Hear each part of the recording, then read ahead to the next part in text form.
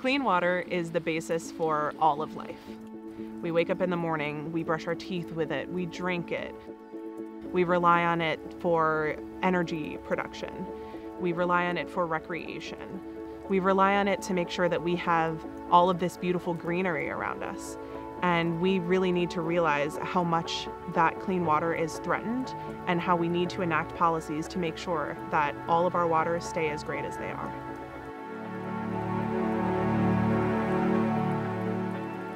The New Jersey Highlands is the source of water to all of northern New Jersey's major river systems, and that includes the Upper Delaware, the Wallkill, the Raritan, the Musconetcong. If those places get polluted, they carry that pollution all the way down to larger streams, to rivers, to lakes, to the Delaware River, and out into the ocean. That's something that we want to try and avoid. When we want to reach out to local municipalities and counties in the state, what we focus on is where are these most sensitive water resources and how can we make sure that the decision-making processes protect those resources and recognize that they're important for habitat, for recreation, for being irrigation supplies for agriculture, for being drinking water supplies for people. 95% of New Jersey's waterways don't meet the standards that are designated in the Federal Clean Water Act.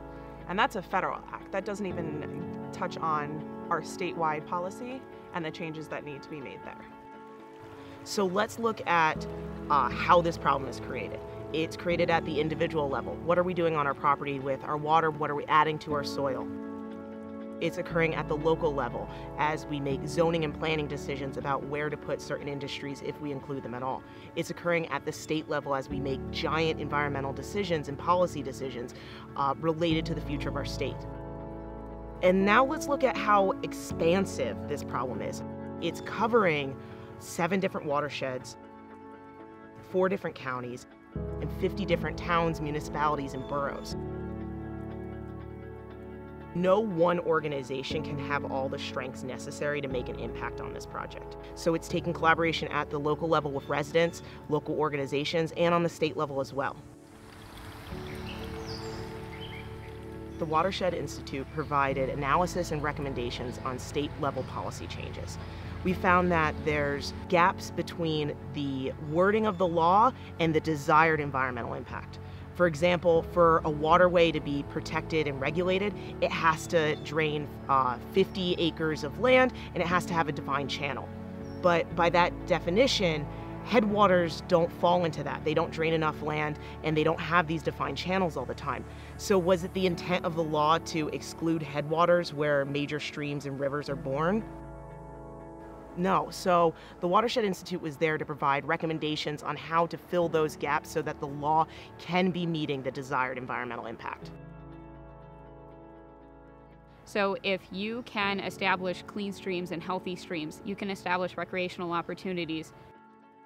You then bring in travelers, you bring in local folks, you can then start opening things like fly shops or kayak rentals or raft rentals. And then that in turn stimulates that local economy and creates that positive loop that revolves around those clean streams and clean rivers. When people can connect with a resource, they value it more. One of the other things that's important about the use of public funds for open space protection is that that's how you get the river access. That's how you get the public hunting grounds. That's how you get the scenic views protected. So when you drive down some of these local roads, that view that you're looking at is protected through those open space funds. Our local municipalities, our counties, our state, and even federal government all share in those projects and ensuring that we have these resources available now and for the future generations.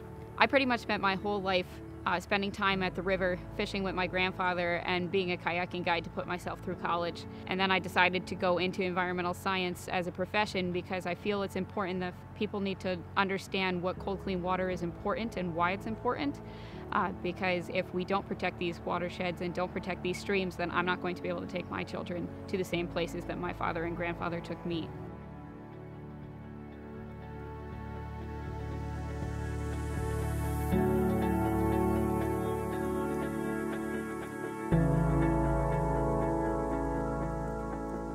you.